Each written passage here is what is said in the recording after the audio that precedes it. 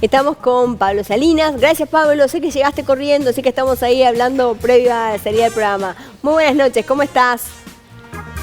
Buenas noches, ¿cómo andan? Hola, Pablo.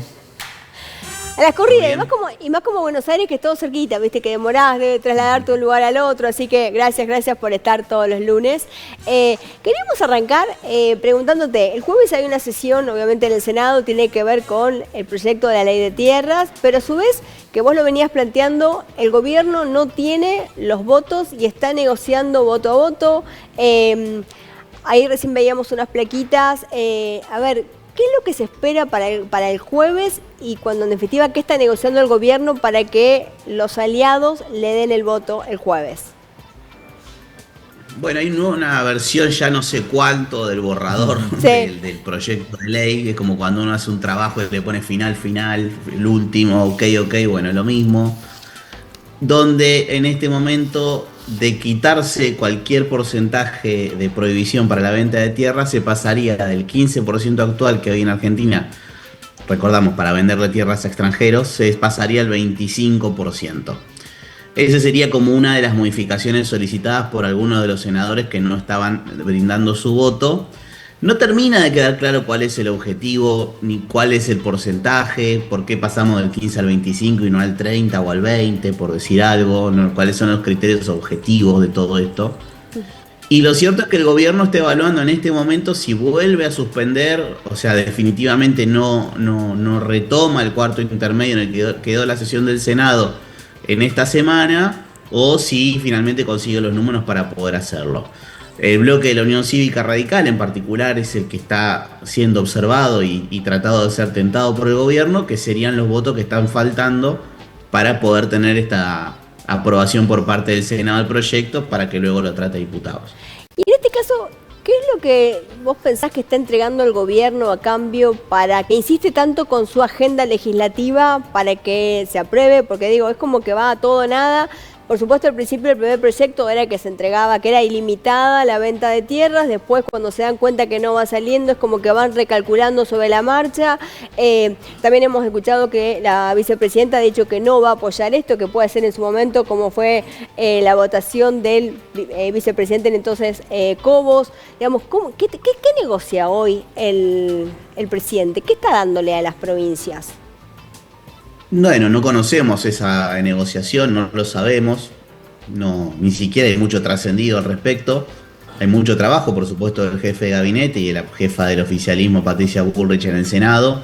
Y también hay un trabajo que hay que hacer con quienes se están negociando los votos, por un lado, y también con el ministro que le impulsa. Otra vez, nuevamente, Sturzenegger empantanando al gobierno con una ley que es complicada. Y hay que también un poco desmitificar esta situación, y lo llevo a hacer un ejercicio mental.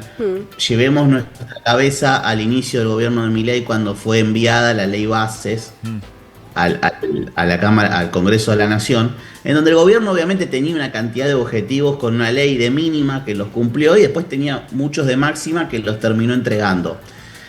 Pareciera ser el caso de la ley de tierras, el mismo, en donde el gobierno fue por todo y va a terminar sacando lo que pueda. Lo único que sí llama la atención es que es este escollo en particular sobre la venta de terrenos extranjeros, lo cual tiene bastante lógica. Uno no va a cualquier país y compra lo que se le canta de tierra. Hay un montón de restricciones, incluso los países más admirados por este mismo gobierno, por citar solo a uno, Estados Unidos, nadie de nosotros que quiera comprar un centímetro cuadrado de terreno en Estados Unidos lo puede hacer. Sí, hay un montón de restricciones, por lo menos tenés que ser habitante de ese país o estar nacionalizado, y una enorme cantidad más de requisitos. Entonces, no se termina de entender cuál es la necesidad, si es un pedido que le están haciendo a las corporaciones informáticas para comprar terrenos en el sur de nuestro país por las condiciones climáticas para instalar los servidores que necesitan de refrigeración, que necesitan de agua, donde en el sur de nuestro país hay mucha agua. No termina de saberse, y esto, vuelvo a repetir, un ministro que le vuelve a complicar la gestión en el Congreso al gobierno nacional. El Frente Cívico, justamente por Santiago, ganó las elecciones ayer y esto reconfigura el mapa de manera distinta a nivel nacional. ¿Cómo quedan estos apoyos? Porque digo, no es solamente lo que pasa en una provincia, sino cómo repercute. Sí, tenemos que observar la elección de Santiago del Estero bien encapsuladas. Lo que votó Santiago del Estero el día de ayer es la casi totalidad de los municipios que componen la provincia. Fueron elecciones y la nota de color es que de esos 26 municipios que votaron, los 26 los ganó la Alianza del Frente Cívico, con distintas denominaciones. Recordamos a quienes nos ven que la Alianza del Frente Cívico principalmente está compuesta por el peronismo y por el radicalismo de Santiago del Estero. Sí. Es una alianza que tiene más de 20 años, que por primera vez se alza con la totalidad de los municipios que se disputaban. Todos los ganó esta alianza. Algunos lo ganó el componente del peronismo de la alianza, otros lo ganó el componente del radicalismo y algunos componentes de partidos locales, pero que están en esa misma alianza también. Quien quedó segundo, pero muy lejos en votos y en porcentaje cuando se analiza la elección, es la Libertad Avanza, que tenía algunas apuestas concretas, particularmente el municipio de La Banda, que siempre le fue esquivo al Frente Cívico y que esta vez finalmente el Frente Cívico también se lo pudo quedar. Recordemos que La Banda es la segunda ciudad en importancia en Santiago del Estero, cruzando el río, de mucha potencia económica y de mucha instalación económica también de todas las ramas de Santiago. Bueno, finalmente también se queda el oficialismo provincial con esto. ¿Tenemos que hacer una lectura nacional? No, la verdad que no tenemos que hacer una lectura nacional. Fueron elecciones municipales en una provincia.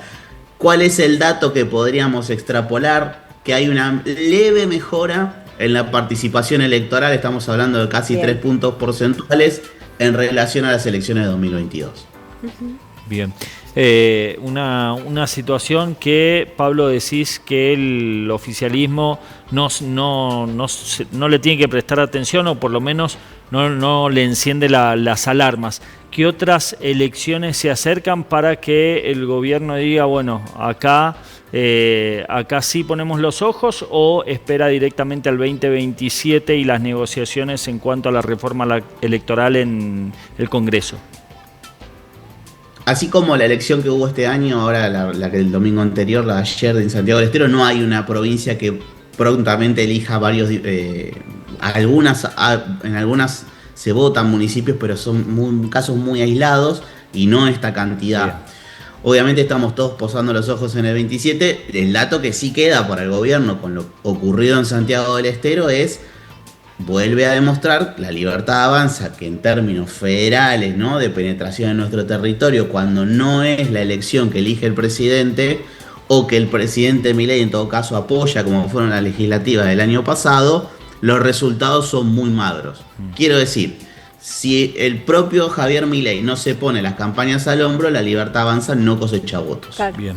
En cuanto al candidato a vice o la candidata a vicepresidente de Javier Milei, que ya aseguró que lo tiene visto y prácticamente cerrado, pero... Había dicho al principio que ya estaba y después reculó y dijo, no, bueno, ahora estamos viendo dentro de las provincias. ¿Quiénes son los nombres que suenan, Pablo?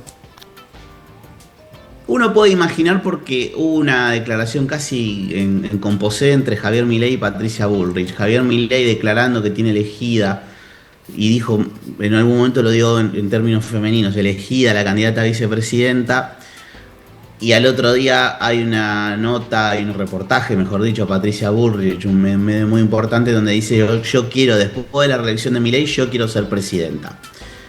Es como que 2 más 2 está dando 4 aquí. En donde Patricia Bullrich en las últimas semanas bajó su intensidad y su exposición pública porque había quedado demasiado expuesta en su ambición hacia la presidencia de la nación, y donde evidentemente hay una negociación en danza y donde todos imaginamos que esa persona a quien alude Milei es Patricia Bullrich. Sí. Pero, bueno, veremos, falta muchísimo. Ayer, si no se suspenden las primarias o si no se eliminan, ayer se cumple el año, o sea, hoy estamos a menos de un año de las primarias básicas. Se llegan a votar.